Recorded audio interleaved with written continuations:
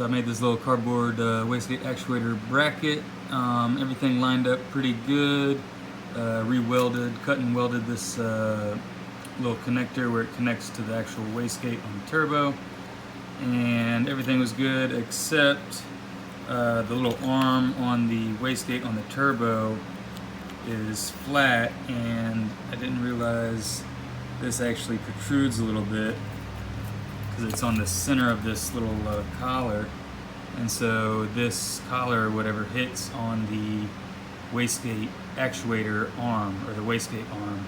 So I either need to cut this back off and weld it flush with this inside, or let me come up with something else.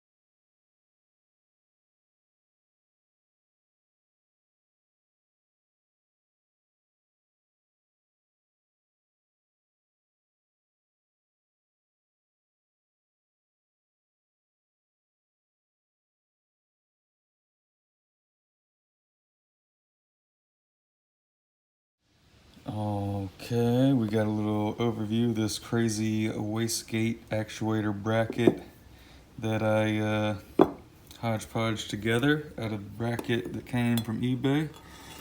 Just put the actuator in there, bolts down, got a little room for the rod.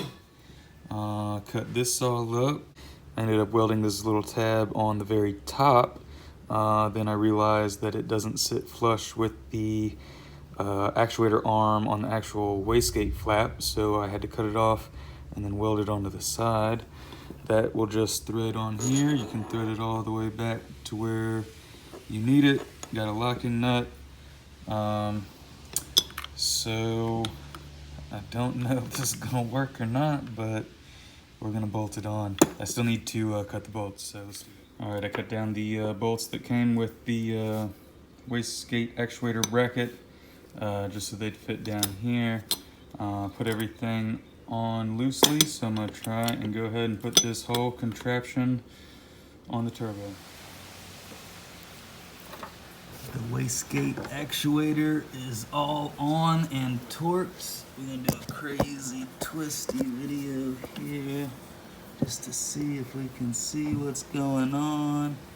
All my crazy stuff. I did chop off the end of the wastegate actuator arm. We got the C-clip on there.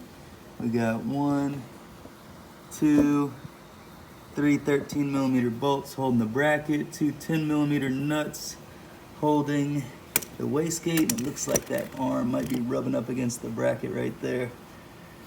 We're gonna go full send though.